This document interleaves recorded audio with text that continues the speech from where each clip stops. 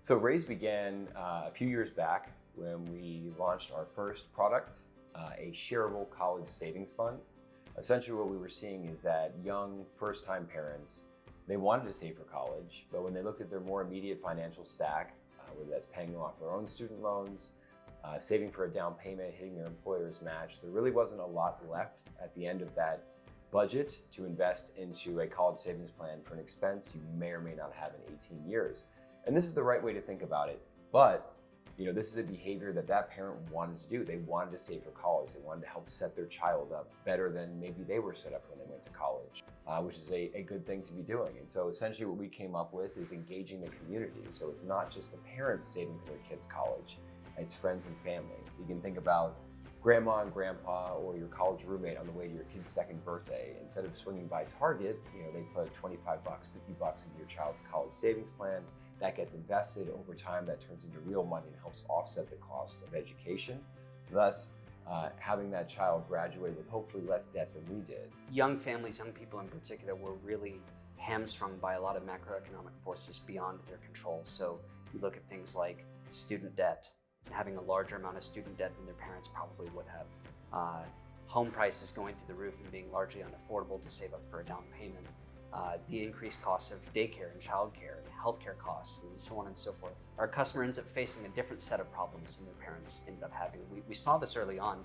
We thought, man, well, it'd be so great if we could actually engineer a product that would be able to take something like, the greatest wealth generating instrument in human history, the US stock market, and use that to benefit the everyday person in a way that maybe they can't afford right now. And that was where Raise Investment was born.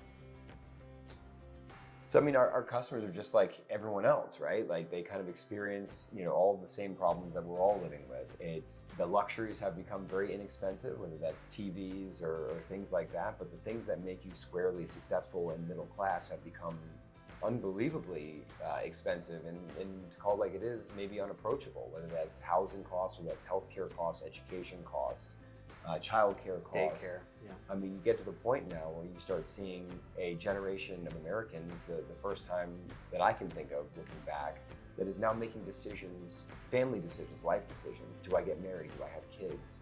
Based on finances. And that feels out of sync with the fact that we are living in the richest country in the world and the richest time in that country's history. You look at something like the American dream, and it's quite literally become a dream, an imaginary thing.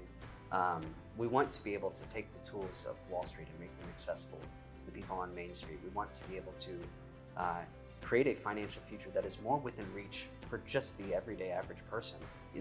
What was it? The top 10% of people own 89% of all wealth, of all market value in the stock market. There's something wrong with that picture.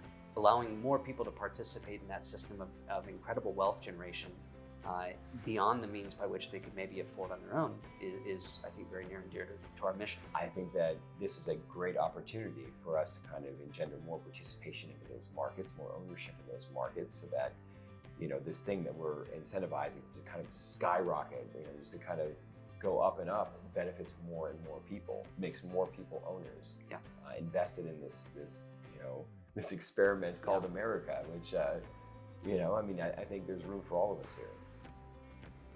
So when I first started my career out of college, working in investments, I was working for an investment firm.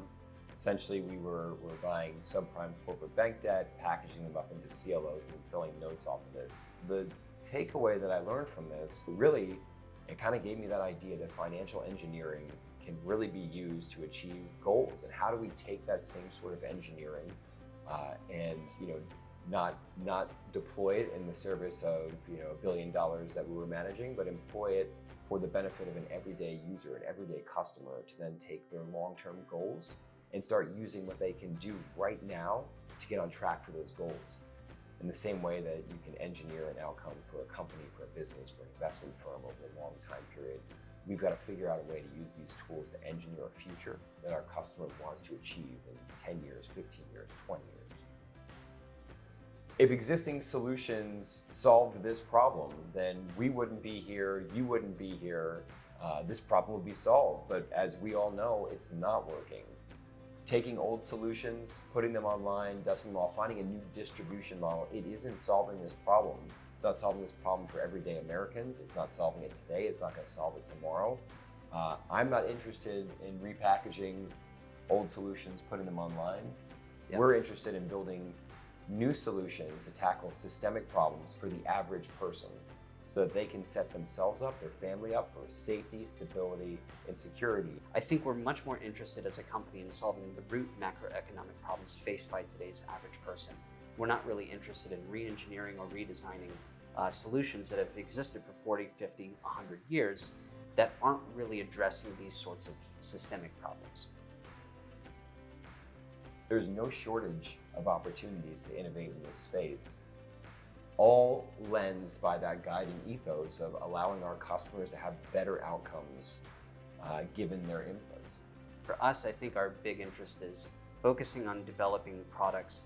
I say this all the time, maybe to hack capitalism for the greater good, so to speak, to re-engineer capitalism to fight for the everyday person, to benefit the everyday person rather than just to line the pockets of the existingly wealthy.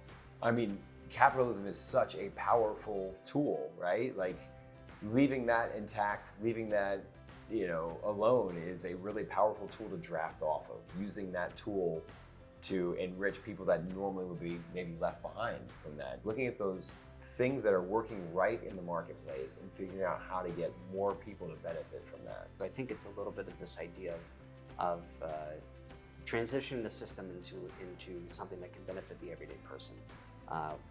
Right now, we're looking at solving problems related to education and savings. We're looking at problems related to saving for your long-term, building long-term equity.